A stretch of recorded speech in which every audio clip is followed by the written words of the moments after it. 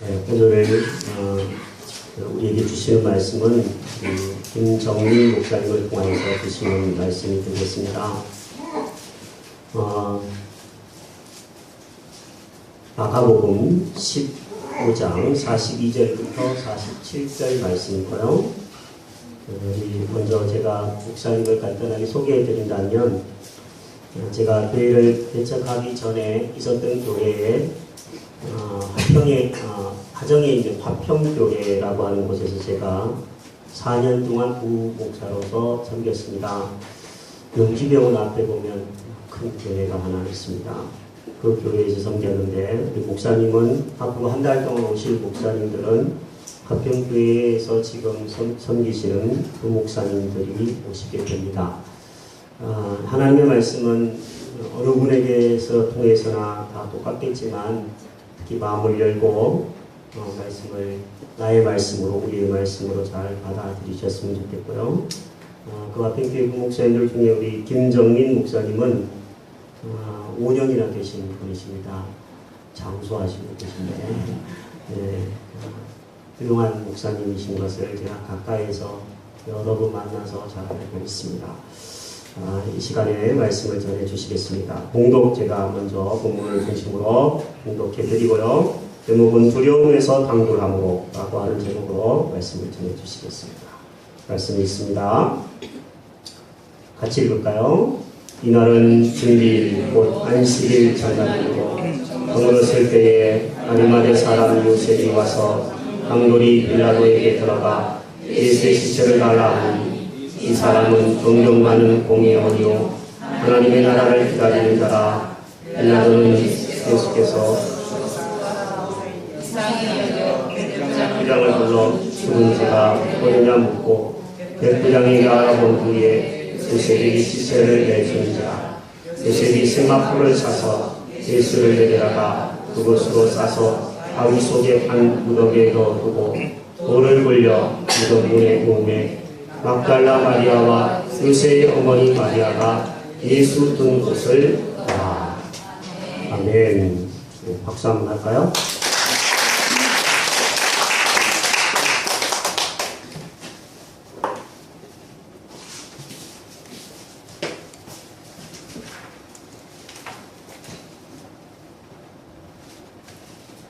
할렐루야.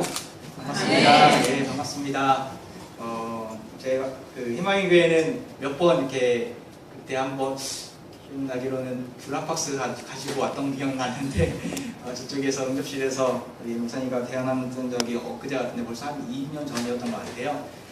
오랜만에 이렇게 또 주일 예배는 처음으로 이렇게 참석하게 됐고, 또 설교자로 초대해 주셨는데 너무나 감사드립니다. 오늘 하나님께 주시는 말씀을 통해서 우리 심령 가운데 내려지는 하나님의 은혜가 있기를 소망합니다. 네. 지난 주간 재밌는 제가 신문기사를 읽은 적이 있습니다. 여러분들 읽어보신 적이 모르겠는데요. 눈에서 멀어지면 금배지가 멀어진다. 읽어본 적이 있죠. 네, 되게 재밌더라고요. 지역구 국회의원들에 대한 여러 가지 좀 이야기들을 담아있는 기사였는데, 국회의원들이 가장 듣기 힘든 말이 무엇인지 아십니까? 지역구에 가서 그런 사람들이 이런 이야기를 한답니다. 요즘 얼굴 보기 힘든데? 요즘 얼굴 보기 힘드네 라는 말을 들으면 아주 얼굴이 붉혀지고 너무나 이렇게 괴로워할 수밖에 없는 상황이랍니다. 그만큼 유권자들의 눈치가 보인다는 거죠.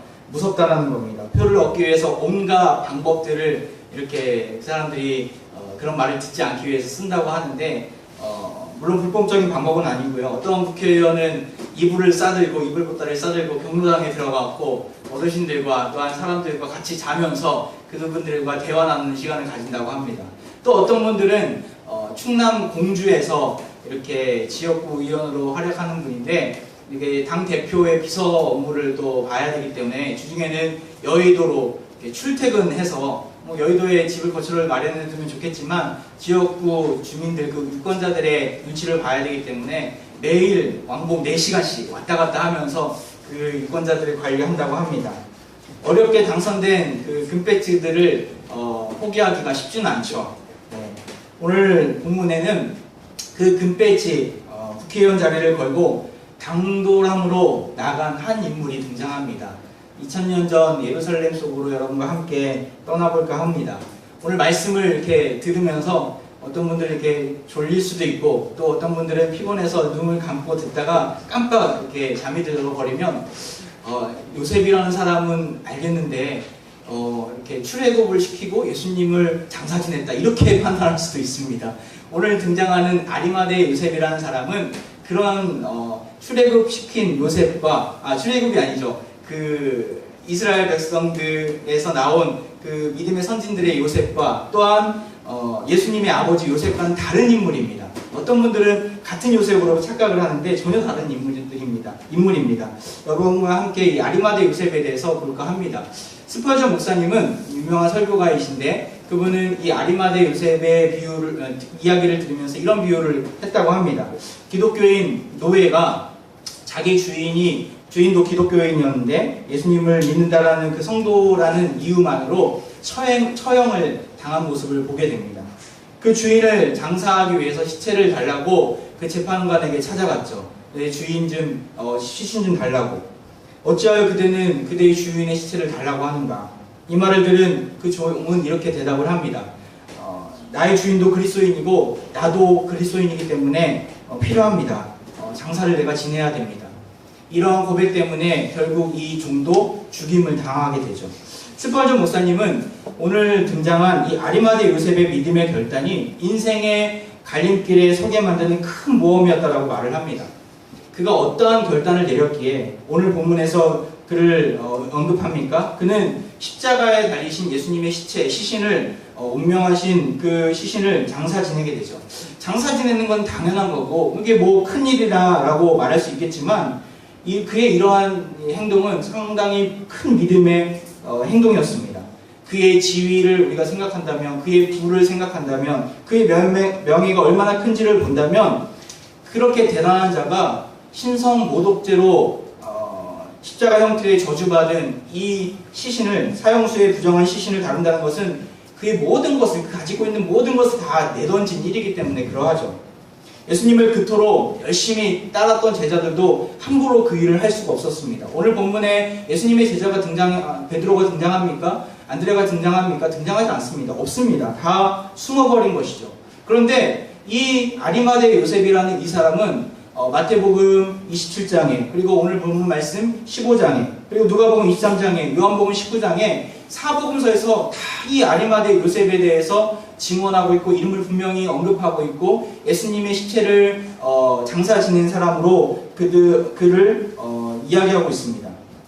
여러분과 함께 말씀 나누면서 여러분이 착각하지 않으셨으면 좋겠습니다. 저는 오늘 아리마대 요셉이 얼마나 대단한지 얼마나 큰 인물인지 얼마나 좀 위대한지를 찬양하기 위해서 이 자리에 선 것이 아닙니다. 그의 모습이 정말 위대하니까 그의 모습을 따라가자라고 말씀드리고 싶지 않습니다. 왜냐하면 그도 인간이고 연약한 투성이기 때문에 그러합니다. 그럼에도 하나님께서는 연약한 자를 쓰시고 부족한 자를 일으켜주시는 분이시기 때문에 그를 구속사의 한 장면 가운데로 하나님 나라의 주인공으로 쓰시는 놀라운 섭리를 오늘 본문 말씀 속에서 드러나고 있는데 그 부분을 여러분과 함께 나누고자 합니다. 오늘 말씀을 통해서 십자가의 은혜가 하나님께서 주시는 강권적인 그 도우심의 역사가 우리 가운데 임하기를 주님의 축원드립니다. 아리마대 요셉은 처음부터 이러한 큰 일을 행할 수 있는 믿음의 인물이 아니었죠. 사실 성경의 아리마대 요셉의 묘사는 오늘 본문 말씀, 그러니까 예수님이 죽고 나서 그 장사 지낸 그 기사 말고 다른 부분 속에서 그를 언급하는가 전혀 없습니다. 예수님의 공생의 3년 기간 동안에 이 아리마대 요셉이 등장하는가 전혀 없습니다. 어떻게 그가 예수님을 믿게 되었는지 또 예수님을 만났을 때 그가 어떻게 행동했는지 전혀 언급되지 않습니다. 왜 그렇습니까? 높은 자리에 있으면서도 예수님의 제자라고 후에 보면 언급되어 있는데 왜 예수님의 공생의 기간 동안에 드러나지 않는가?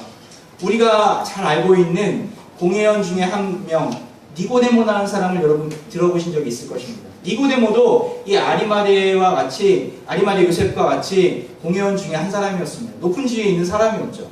그런데 그는 요한복음에 밤에 예수님을 찾아오고 또한 예수님과 대화 나누고 이런 장면들이 몇몇에 드러납니다. 근데 아리마대 요셉은 전혀 드러나지 않습니다. 참 이상한 일이죠. 그렇게 높은 사람이 예수님의 제자라고 성경에는 언급되어 있는데 왜 예수님이 살아계실 때는 언급되어 있지 않을까? 이유는 간단합니다. 왜 그렇습니까? 그는 세상에서는 잘 나가는 지위 높은 자였지만 예수님의 기적만 바라보는, 예수님께서 주시는 그러한 은혜만 바라는 수많은 무리 중에 한 사람이었기 때문에 그러합니다. 저는 그의 모습을 단 한마디로, 단 한 단어로 표현하고 싶은데요. 은둔형 그리스도인이었다라고 말씀드리고 싶습니다. 요즘에 은둔형 외톨이에 대한 문제들이 참 많이 있는데 은둔형 그리스도인의 대표적인 인물이 바로 이 아리마대 요셉이었습니다. 그는 무늬만 그리스도인이었죠. 무늬만 그리스도인이었죠. 예수님의 제자이긴 했지만 그는 그렇게 큰 일을 행할 수 없는 정말 믿음이 연약한 자였죠. 오늘 본문에는 안 나왔지만 요한복음에 보면 그러한 그의 인물에 대해서 이렇게 묘사되고 있습니다. 화면에 나와 있는데요. 아리마대 사람 요셉은 예수의 제자이나 유대인이 두려워 그것을 숨기더니 숨었죠. 자기의 지위, 자기의 명예를 생각하고 예수 그리스도의 제자임을, 예수님을 믿는 자임을, 나는 크리스찬이다, 나는 예수님을 믿고 있다라는 것을 숨겼던 자가 이 아리마대 요셉이었습니다. 두려워 자신이 예수님에 따르는 제자임을 숨기는 자가 그였죠. 그의 세상의 지위는 어떠합니까? 성경에 보면 특별히 이 사복음서에 그에 대해서 조금씩 묘사되어 있는데요. 여러분과 함께 잠깐 보고자 합니다.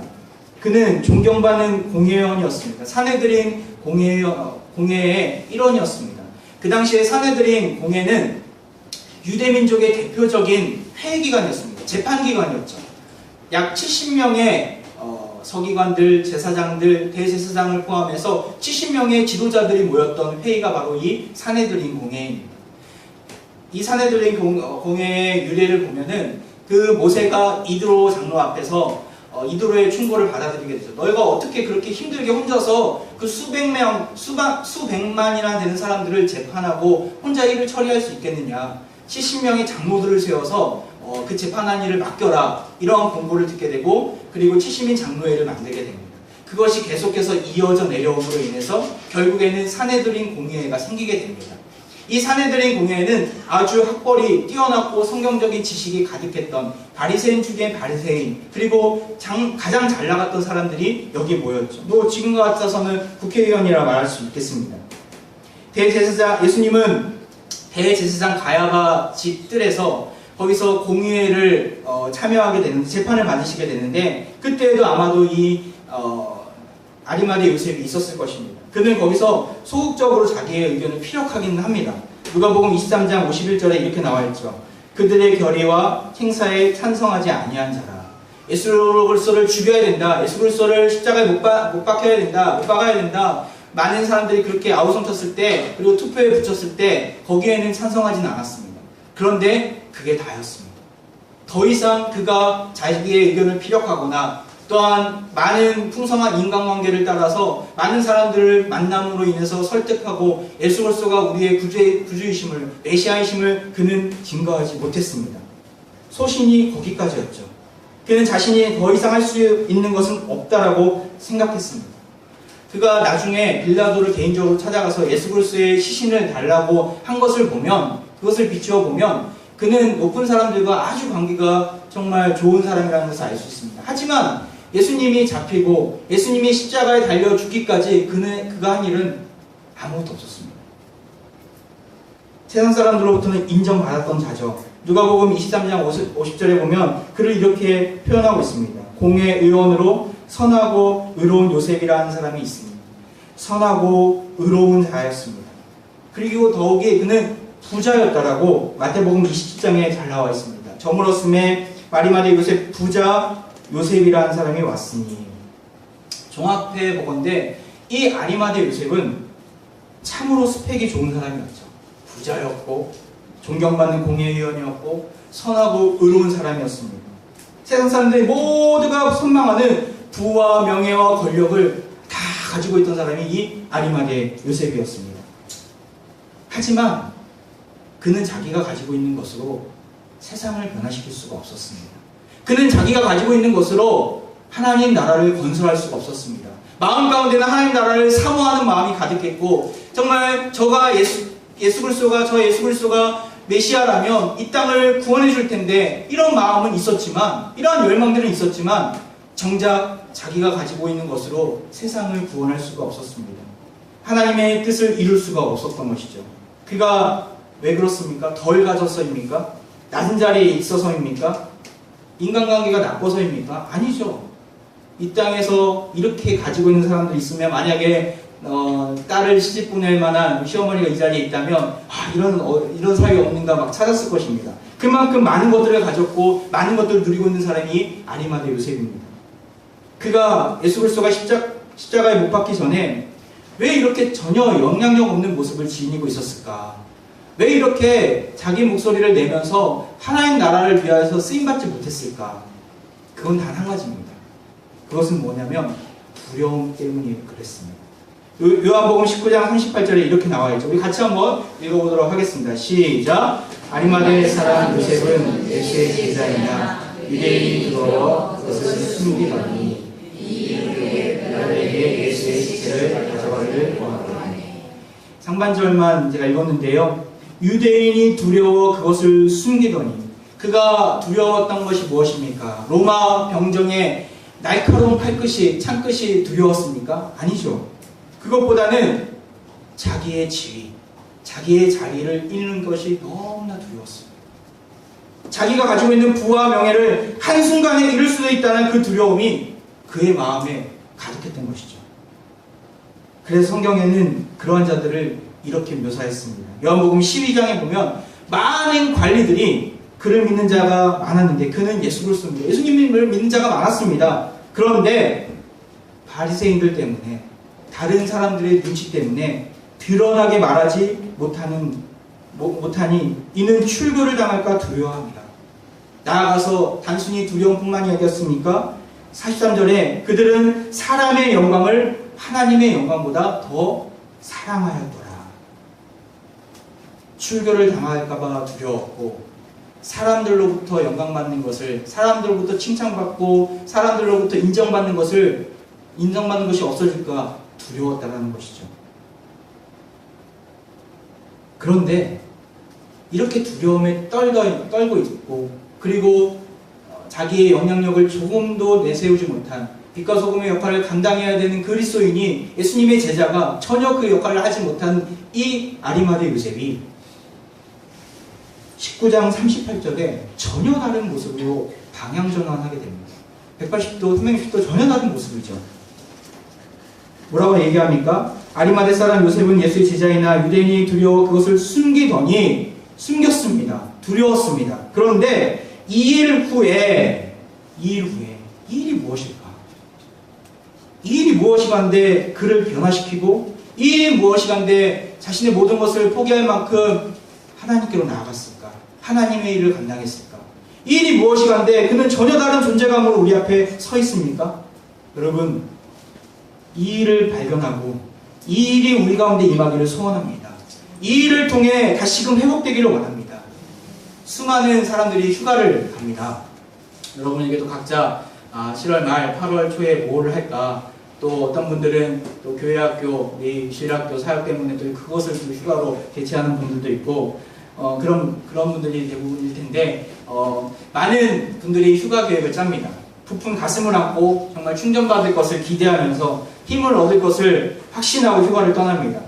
하지만 여러분 한번 이렇게 기억해 보십시오. 여러분 여태까지 갔던 피서지를 한번 생각해 보십시오. 삶 가운데, 그 피서지 가운데 갔다 와서 큰 안식과 위안이 되었습니까? 큰 도전과 정말 삶의 목표를 발견하는 정말 시간이었습니까? 제가 2년 전에 휴가지를 피서를 한번 갔던 적이 있습니다. 매년마다 휴가는 가지만 그때는 좀 이렇게 특별하게 갔습니다. 섬으로 갔죠. 그래서 한 이 정도, 우리 희망의 교회 정도 되는 제가 아는 목사님이 개척하신 교회가 있었는데, 거기 정교인 수련회를 한다고 해서 따라갔습니다. 섬으로 갔죠. 안면도 밑에 있는 섬이었습니다. 그래서 거기서 이렇게 거기 섬에 가면 모두 하고 막 계획도 막 세웠죠. 그리고 숙박지도 이미 다 결정이 됐기 때문에 정말 기대가 큰 마음으로 따라갔습니다. 그런데 바닷가를 보자마자 제가 눈이 돌았습니다. 와, 바다다 하면서 이렇게 뛰어들었습니다. 근데 뛰어들자마자 30초 되었나요? 제 주머니에 핸드폰이 있다는 것을 생각했습니다. 근데 그 핸드폰이 한 달도 안 돼요. 네, 그 당시에 갤럭시 S3가 가장 유명했을 텐데 거의 100만 원을 주고 산 핸드폰이었는데, 뭐 가자마자 뭐 이렇게 이걸 어떻게 고칠까 했는데 뭐 섬에서 나올 수도 없고 또 8월 15일 쉬는 날이었습니다. 나오지도 못하고 결국에는 뭐 2, 3일 뒤에 돌아와서 핸드폰을 맡겼는데 다 사가서 이게 한 4, 50만 원 정도 수리비가 나왔던 경험이 있습니다. 또 가서 모기와 사투를 벌이기도 했고, 또 가서 돌아온 날에 비가 억수로 내려서, 진짜 억수로 내려서 제가 그 어떤 항구에다가 차를 파킹시켜 놨는데 돌아오는 곳은 안면도로 삥 돌아서 돌아오게 되었습니다. 결국에는 택시를 1시간 동안 타서 그 차를 가져왔던 기억이 있습니다. 그런데 저 혼자만 간 게 아니라 제 4살 된 딸애와 1살 된 아들을 데리고 왔던 거라서 하여튼 최악이었죠. 고생은 고생대로 하고 내가 왜 이 짓을 했는가, 돈은 돈대로 쓰고 시간은 시간대로 쓰고 왜 이 짓을 했는가, 하여튼 후회가 막심했습니다. 이 땅 위에서의 휴가는 저는 그 이후로 기대하지 않습니다.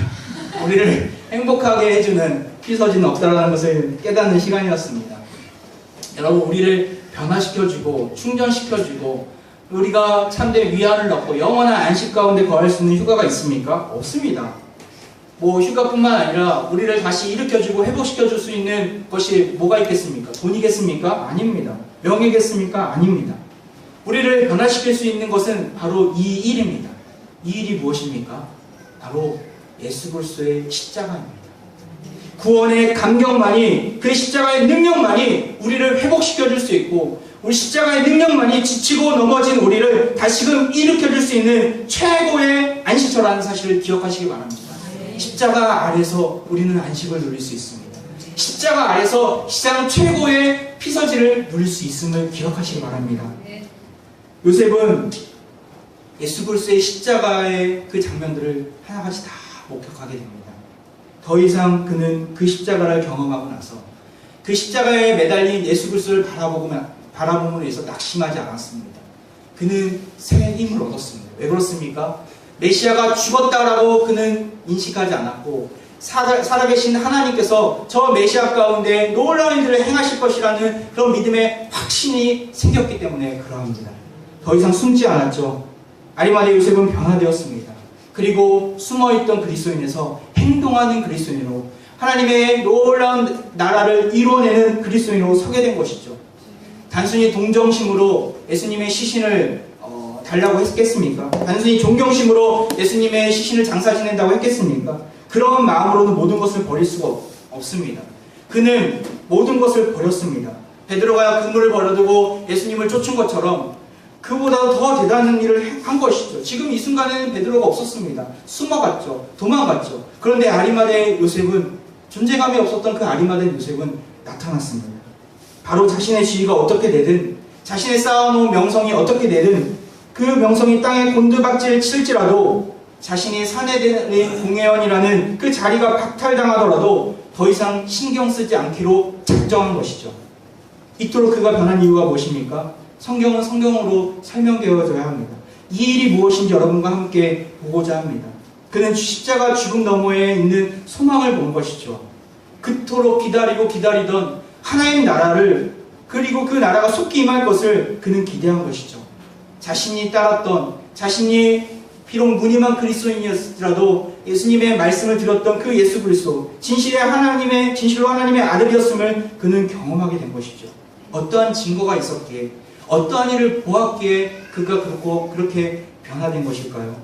그는 먼저는 침묵하시는 예수님을 보았습니다. 침묵하시는 예수님.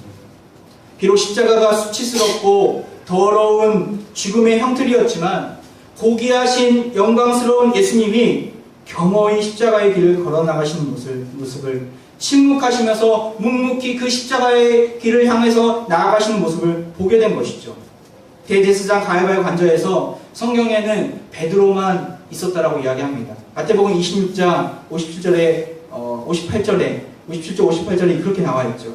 예수를 잡은 자들이 그를 끌고 대제사장 가야바에게로 가니 거기 서기관과 장로들이 모여 있더라. 베드로가 멀찍이 예수를 따라 대제사장의 뜰에까지 가서 그 결말을 보려고 안에 들어가 하인들과 함께 앉아 있더라. 우리가 알고 있는 이 익숙한 인물 베드로가 나왔죠. 베드로는 멀찍이 서서 예수님이 어떻게 재판받는가를 천천히 보게 됩니다. 그런데 여기에 숨겨진 한 사람이 더 있습니다. 그도 제자였죠. 제자라고 명명한 바로 아리마대 요셉입니다. 가야바 관저에서 사내들인 공회가 열리고 있는 장면이죠. 그 사내들인 공회에 누가 있었겠습니까? 공회의원들이 다 있었겠죠. 그 중에 한 사람은 바로 이 아리마대 요셉이었습니다. 요셉도 예수님이 핍박받고 재판받는 장면들을 보았습니다. 그리고 곰곰이 생각했겠죠. 아니, 왜 이런 억울한 상황 속에서 자기 말을 이야기하지 못하는 건가? 왜 이러한 말도 안 되는 상황들을 왜 변호하지 못하는 건가? 스스로 변호해야지. 내가 하나님의 아들이라고 이야기하든지 아니면 내가 잘못됐다라고 이야기를 해야지. 왜 예수님이 침묵하실까? 그는 이해가 안 됐습니다. 예수님이 왜 그렇게 침묵하셨는지 알 수가 없었습니다. 하지만 예수님의 침묵하심은 그에게 큰 충격으로 와닿았습니다. 살기 위해 높은 자리에 앉기 위해 발버둥 치고 수단과 방법을 가리지 않고 숨어서 믿고 있던 자신에게 이것은 말도 안 되는 상황이었고 말할 수 없는 큰 충격이었죠. 여러분, 우리가 그러한 자 아닙니까? 내 주장을 끊임없이 해야지 직성이 풀리는, 내가 조그만 억울한 일이 있으면 성에 못 이기는 자가 우리 아닙니까? 예수님은 침묵하셨습니다. 묵묵히 십자가의 길을 걸어가셨죠. 예수님의 제자라면 예수님의 침묵의 모습을 닮아야 합니다. 예수님께서 걸어가신 침묵의 십자가의 길을 걷기를 소망합니다. 침묵하시는 예수님을 바라보며 아리마대 요셉의 마음은 조금씩 움직였습니다. 나아가서 예수님의 또 어떤 모습을 보게 됩니까? 십자가에 달려 죽은 그 선상에서 원수를 용서하시는 예수님을 보게 됩니다. 예수님의 목소리를 듣게 되죠. 누가복음 23장 34절에 예수님께서 이렇게 말씀하시죠. 아버지, 저들을 사하여 주옵소서. 자기들이 하는 것을 알지 못함이니이다.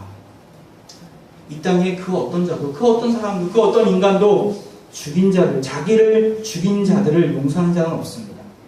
하지만 예수님은 달랐죠. 그가 십자가에 달린 이유는 자기 죄 때문이 아니라 죄 가운데 거하는 자들, 우리를 포함한 정말 예수님을 핍박하고 박해하고 침을 뱉던 그 자들, 그러한 사람들을 구원하시기 위함 때문이었습니다. 그렇게 예수님은 우리 인간의 방식과는 다른 모습으로 나아가십니다. 아리마대 요셉에게는 원수를 용서하시는, 그가 말뿐만이 아니라 실제로 그가 십자가에 달려 죽어서 그 원수, 그 앞에 있는 원수를 용서하시는 예수님을 보고 있노라면 그 마음 가운데 큰 충격에 그는 사로잡히게 됩니다. 여러분, 우리는 어떠합니까? 용서는 온데간데 없고 증오와 멸시 가운데 가득 채워진 마음뿐이지 않습니까? 사랑한다고 용서한다고 말은 하면서도 나에게 조금이라도 고통을 주면 기회는 이때다 덤벼드는 자가 우리 아닙니까? 우리 예수님은 십자가 위에서 살이 찢겨나가고 온몸에 물과 피를 다 흘려 쏟으시면서까지 저주와 욕과 침을 내뱉는 자를 향해서 용서하시는 분 아닙니까? 우리가 그 용서 때문에 이 자리에 있는 줄 믿습니다. 여러분, 말로만 사랑한다고 말로만 받아준다고 하지 마십시오. 세상 사람들 다 똑같이 하는 멘트입니다. 우리가 해야 될 일은 진정 사랑한다고, 진정 용서한다고, 원수까지도 우리 온 마음으로 받아주는 모습, 우리가 가져야 될 모습임을 기억하시기 바랍니다. 나아가서 아리마대 요셉은 예수님이 운명하시는 그 순간 놀라운 기적을 보게 됩니다. 이러한 장면들은 그 요셉에게 있어서 그 충격이 정말 더 큰 충격으로 와닿게 되는 놀라운 기적들이었습니다.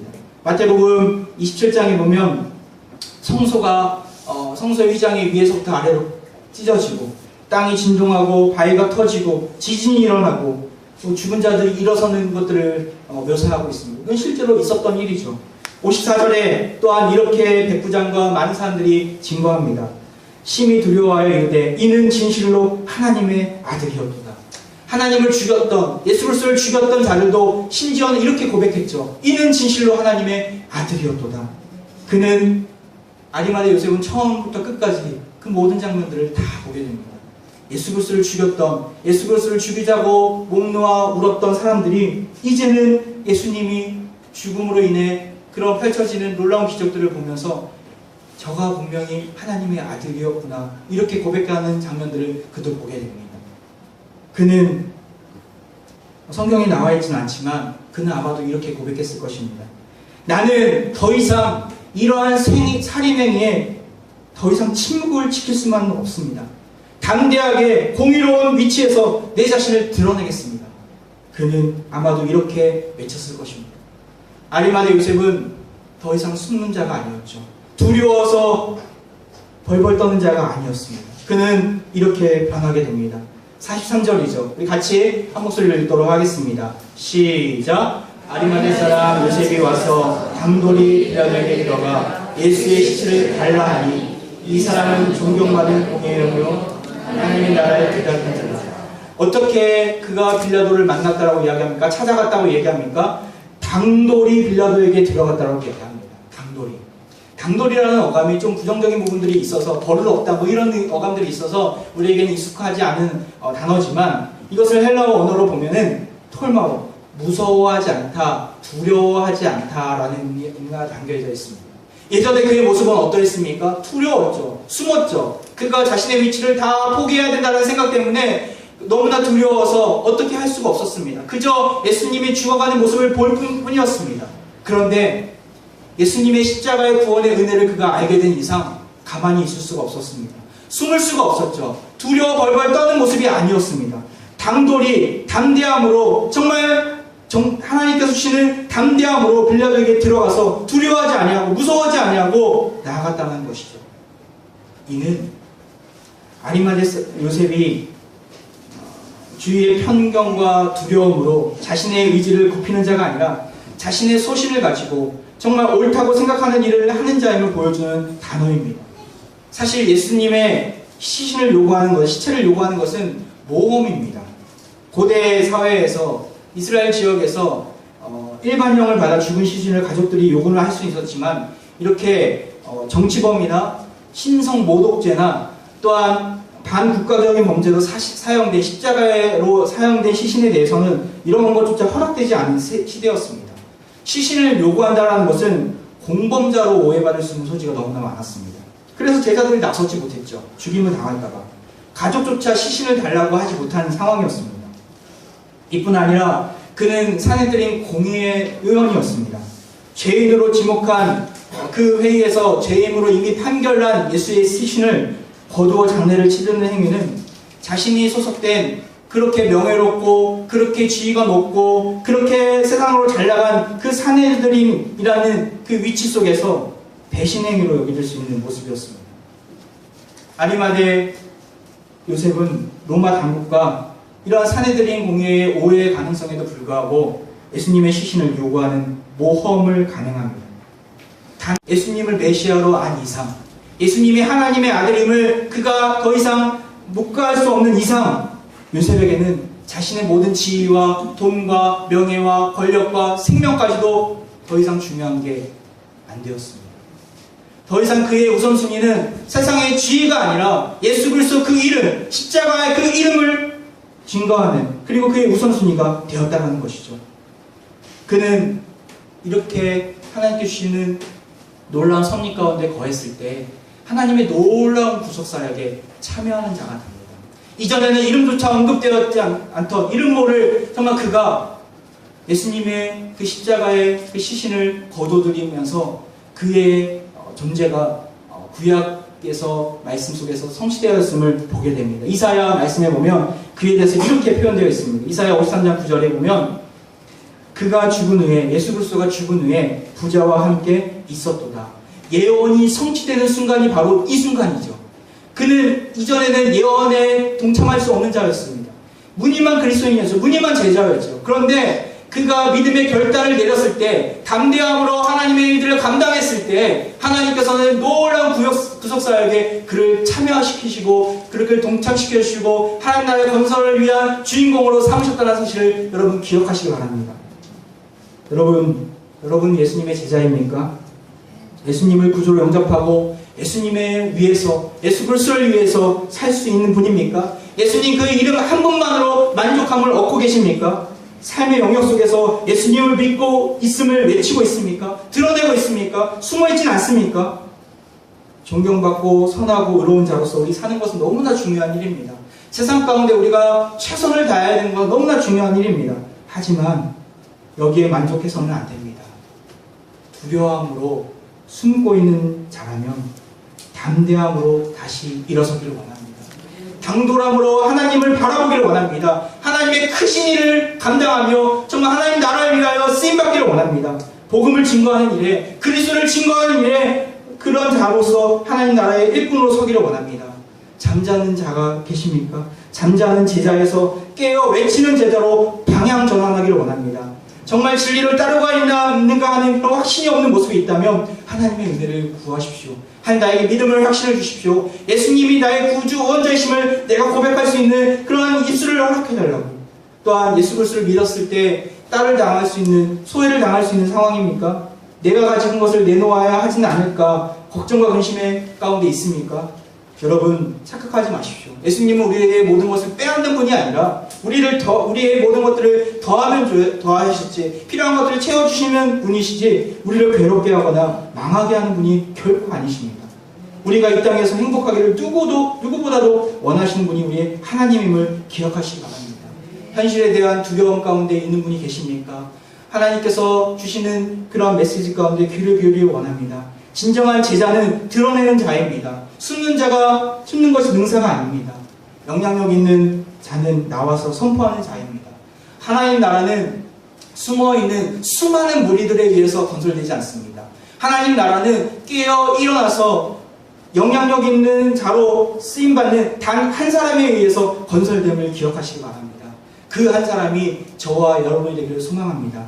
십자가의 은혜로, 그 예수 그리스도의 보혈의 은혜로 두려움이 있는 자에서, 숨어있는 자리에서 박차고 나와 담대함으로 하나님의 일들을 감당하는 저와 여러분이 되기를, 희망의 교회 모든 성도님들 되기를 주님의 이름으로 축원드립니다. 이 시간 우리 같이 합심으로 우리